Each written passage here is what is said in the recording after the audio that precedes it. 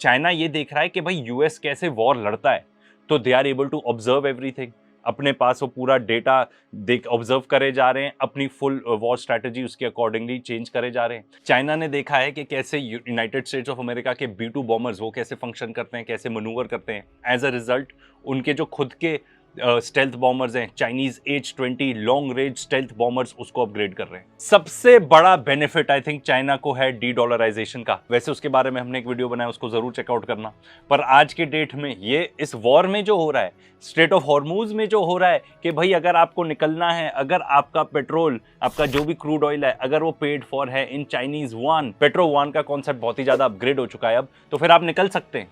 अगर आप petro yuan use कर रहे हैं तो डॉलर को इतना ज्यादा नुकसान हुआ है पिछले एक महीने में इस वॉर के चलते, कोई सोच भी नहीं सकता था ऐसी स्ट्रैटेजी। मतलब अपने पैर पे कुल्हाड़ी मारना इसको कहते हैं भाई, अमेरिकन ने ऐसा किया। अगर एशियन कंट्रीज की बात करें तो खास तौर पर हम सबसे ज्यादा इफेक्टेड है, क्योंकि वर्ल्ड का तो 20% ऑफ क्रूड ऑयल यहां से निकलता है स्ट्रेट ऑफ हॉर्मूज से, तो सबसे ज्यादा एशिया ही अफेक्ट होगा ना, सबसे पहले कॉन्टिनेंट। साउथ कोरिया ने भी अपनी टीम भेजी है to Iran to work out something कि भाई स्ट्रेट ऑफ हॉर्मूज हमारे लिए तो खोल दो।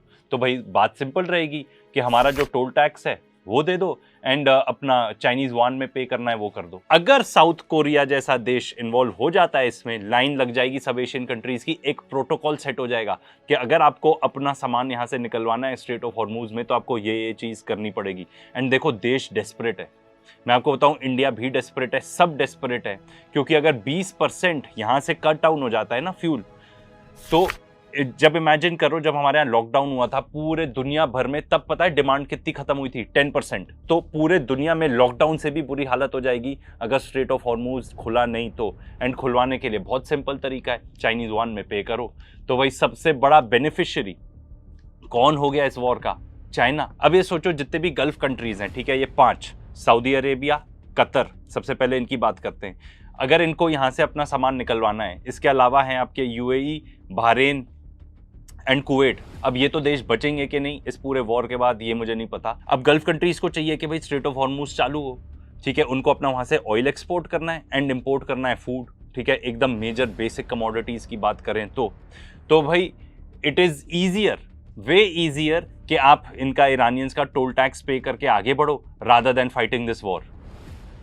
एंड अमेरिका देखना, ये जो पीस टॉक्स चल रही हैं इससे थोड़ा हिंट हो रहा है कि अमेरिका एग्जिट करना चाह रहा है, इजराइल नहीं एग्जिट करने दे रहा उसको। तो भाई स्ट्रेट ऑफ हॉर्मूज का जो कंट्रोल ईरान का है, उससे ईरान से भी पॉसिबली कई ज्यादा बेनिफिट मिल जाएगा चाइना को।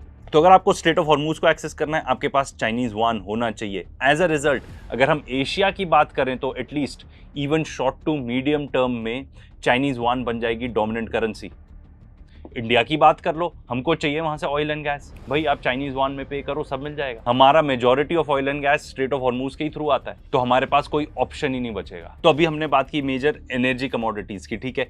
अब जो दुनिया को सबसे ज्यादा हिला के रखने वाला है इस पूरे वॉर के वजह से, इन माय ओपिनियन, वो है फर्टिलाइजर, क्योंकि 33% ऑफ वर्ल्ड का जो ट्रेडेड फर्टिलाइजर है वो स्ट्रेट ऑफ हॉर्मूज से गुजरता है।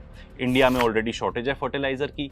एंड गेस हमने किससे सबसे पहले फर्टिलाइजर मांगा? जिसने मना भी कर दिया, और उस देश ने बोला कि भाई मैं किसी को भी नहीं दूंगा फर्टिलाइजर, क्योंकि मुझे यहां अपने देश के लिए चाहिए वो, जिसके बारे में ये पूरा वीडियो है, चाइना। क्योंकि अगर फर्टिलाइजर नहीं होगा तो तक खाना ही नहीं उग पाएगा, सिंपल बात है, खाना नहीं उगेगा तो देशों में अनरेस्ट होगा। तो भाई हर कोई चाहेगा कि मैं चाइना का दोस्त बन जाऊं, तो चाइना भी बोलेगा ठीक है बन जाओ मेरे बेल्ट एंड रोड इनिशिएटिव के पार्ट और मुझसे यहां से फर्टिलाइजर ले लो। एंड मोर इंपॉर्टेंटली जो भी पेमेंट करोगे डिजिटल युआन में करना, उस पर इंटरेस्ट भी मिलेगा, चाइना ऐसा बोल रहा है। एंड मोर इंपॉर्टेंटली अमेरिका का जो बर्ताव रहा है वो उसने क्लियरली ये शो कर दिया है कि वो रिलायबल ट्रेड पार्टनर है ही नहीं। तुम्हारे साथ वो ट्रेड नहीं करना चाहता, बिजनेस नहीं करना चाहता, तुमको नोच लेना चाहता है। एंड इंडिया से बेहतर कौन जानता है, देख लो ट्रेड डील में क्या हो रहा है। वेरएस चाइना ने ये बताया कि आप हमारे साथ ट्रेड करोगे, हम अच्छे से बिजनेस करेंगे आपके साथ, आपके कंट्रीज में क्या हो रहा है, आपके इंटरनल अफेयर्स में, उसमें बिल्कुल इंटरफेयर नहीं करेंगे। एंड हम एक रिलायबल पार्टनर हैं, एक रिलायबल बिजनेस पार्टनर हैं। इसीलिए यूएसए एक फॉलिंग एम्पायर है, चाइना एक राइजिंग एम्पायर है। एंड जिस तरीके से वॉर चल रहा है एंड जो स्ट्रेट ऑफ हॉर्मूज में हो रहा है, उससे ये क्लियर है कि डी-डॉलराइजेशन बहुत ही जल्दी हो रहा है and China will be the next world reserve currency. Guys thank you for watching the video and उडू को जरूर चेकआउट करना, क्योंकि देखो वॉर तो चलते रहना है पर अपना बिजनेस भी चलते रहना चाहिए।